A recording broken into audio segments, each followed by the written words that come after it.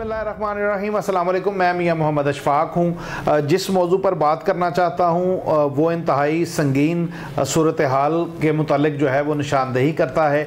चाहूँगा कि ये वीडियो आप ज़्यादा से ज़्यादा लोगों को शेयर करें ताकि लोगों तक ये अहम मालूमात पहुँच सकें। मामला ये है कि आपने भी मुशाहिदा किया होगा और आपके भी किसी न किसी अजीज़ व अक़ारब को एक रॉन्ग कॉल आई होगी, जिस कॉल में बताया ये गया होगा कि उसका कोई फ़लाँ अजीज़ उसको पुलिस ने गिरफ़्तार कर लिया है या उन्होंने अगवा कर लिया है। दो तीन पैटर्न चल रहे हैं। किसी जगह पर कॉल आती है कि आपके फ़लाँ बेटे को अगवा कर लिया है हमने, या बताया ये जाता है कि फ़लाँ शहर के फ़लाँ थाने के अंदर वो गिरफ़्तार है, और उसके एवज़ जो है कभी अगवा बराए तावान की शक्ल में या कभी पुलिस को रिश्वत देने की शक्ल में जो है वो तावान मांगा जाता है, पैसे मांगे जाते हैं, और जो अफराद होते हैं वो परेशान हो जाते हैं जिस भी शख्स को कॉल आती है।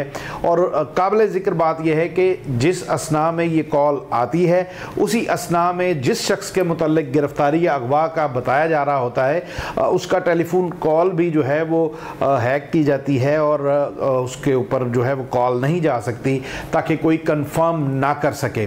कुछ दिन पहले भी मैं DPO ऑफिस में मौजूद था, तो वहाँ पर भी एक मुतासरा शख्स आया जिसने बताया कि उसके बेटे को पुलिस वालों ने गिरफ़्तार कर लिया है और रिश्वत में 2 से 2.5 लाख रुपए उन्होंने मांग लिए हैं, ले लिए हैं और मज़ीद मुतालबा कर रहे हैं। तो वहीं पर जो मुतलका अफसरान थे उनको ये पता चल गया कि ये सारी कहानी फ़ेक है।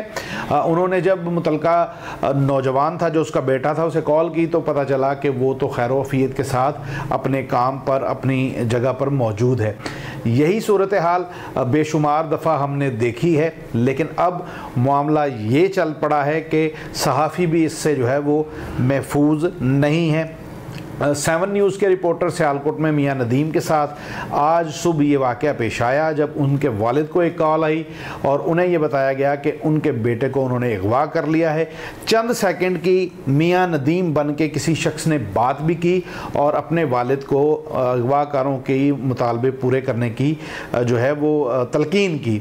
बड़ी मुश्किल से उन्होंने उस वक्त घर में जितनी जमा पूंजी थी 2,80,000 रुपये के करीब उन्होंने वो दे दी, और उसके बाद हुआ ये कि उन्होंने दोबारा 1 लाख और 5 लाख टोटल उन्होंने मांगी थी, मज़ीद रकम वो मांग रहे थे, वो रकम जमा कर रहे थे, और इसी दौरान मियां नदीम के फ़ोन पर कॉल मुसलसल की जा रही थी।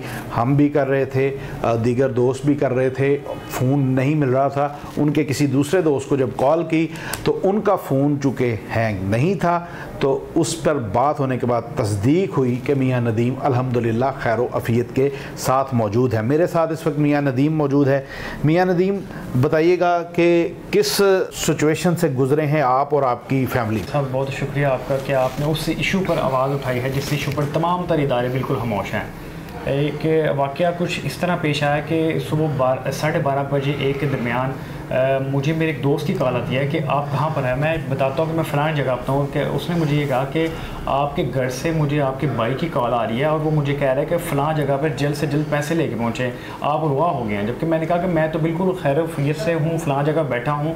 इसी दौरान मैंने अपने भाई को फ़ोन किया और मैंने उसे कहा कि क्या मसला है आपको, क्यों मेरे दोस्तों को फ़ोन कर रहे हो। मेरे भाई ने ये मुझे कहा कि भाई जो आपने काम अपने वालिद साहब को कहा है पैसों के लिए, वो आपको जल्द जो है ना वो पैसे हम लगवा देते हैं, आप परेशान ना हो, हम आपको छड़वा लेते हैं। पता ये चला कि वो 5 लाख रुपए के करीब जो है ना मेरे वालिद साहब से मुतालबा कर रहे थे। इसी दौरान मैं फौरी वहाँ से निकला और निकलने के बाद मैं अपने घर पहुँचा तो घर में एक जो है ना वो सारे लोग परेशान बैठे थे, चीखों पुकार की आवाज़ें थी कि मैं अगवा हो गया। और मुसलसल मेरा मियाँ साहब 1 घंटा जो है ना वो नंबर भी जो है ना वो हैक कर लिया गया था ताकि मेरी फैमिली मुझसे रब्ता ना करे, और रब्ता ना करने की बिना पर उनको इस बात का यकीन हो गया कि वाकई ये अगवा हो चुका है। हैरानगी की बात यह है कि सबसे पहले उन्होंने मेरे वालिद का नाम लिया है। वालिद का नाम लेने के बाद उन्होंने कहा कि आपका बेटा नदीम है, उसको हमने अगवा कर लिया। जब ये 2 बातें कंफर्म होगी कि नदीम अगवा हो गया तो मेरे वालिद साहब ने समझा कि ये बात तो बिल्कुल कंफर्म है ना कि मेरा बेटा नदीम है, वो तो अगवा हो गया। लेकिन उसके बाद उन्होंने अपने दूसरे मेरे बड़े भाई को कहा कि इसके नंबर पे फ़ोन करो। जब फ़ोन किया नंबर ना मिला तो ये फिर बात ये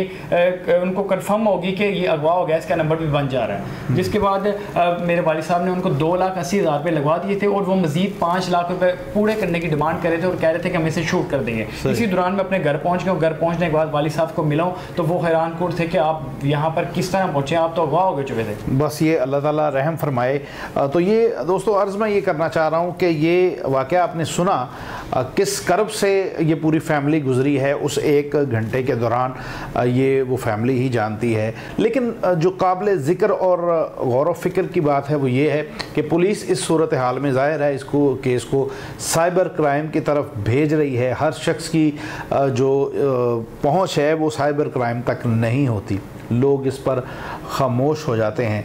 जो केस साइबर क्राइम के पास गए हैं, FIA के पास गए हैं, उनमें भी किसी एक मुल्ज़म को भी ट्रेस नहीं किया गया। यूँ लगता है कि सारे इदारों ने मिलकर ये जो नौसरबाज हैं, ये जो फ्रॉडिये हैं, जो इतनी सकत रखते हैं, इतनी इस्तात रखते हैं कि वो किसी के फ़ोन को हैंग कर सकते हैं, किसी की ज़ाती मालूमात हासिल कर सकते हैं और उन मालूमात की बुनियाद पर उन वो लोगों से रोज़ाना की बुनियाद पर लाखों रुपए लूट रहे हैं। यूँ लगता है कि उन नौसरबाज़ों के रहमो करम पर पाकिस्तानी अवाम को छोड़ दिया गया है। मुझे उम्मीद है कि मेरी ये वीडियो आप लोगों तक ज़रूर पहुँचाएँगे और अगर आप वीडियो शेयर नहीं कर सकते तो लोगों को ये ज़रूर बताएं कि आपको अगर कोई रॉन्ग कॉल आए तो तहम्मुल के साथ अल्लाह के ऊपर तवक्कल रखते हुए थोड़ी सी तहकीक कर लिया करें। लोगों के हाथों जो हैं वो बेवकूफ़ ना बने। जज्बात का इस्तेमाल करते हैं, लोगों को इमोशनल ब्लैकमेल किया जा रहा है और उसी ब्लैकमेलिंग से लोग लुटते जा रहे हैं। अल्लाह ताला मुझे और आपको, हम सब को अपनी हिफ्ज़ व अमान में रखे और इस मुल्क की हिफाजत फरमाए। जज़ाकल्लाह। अब तक के लिए इतना ही। अपनी तन्हाइयों, अपनी महफ़िलों और अपनी दुआ में हम सबको याद रखिएगा। अल्लाह हाफ़िज़।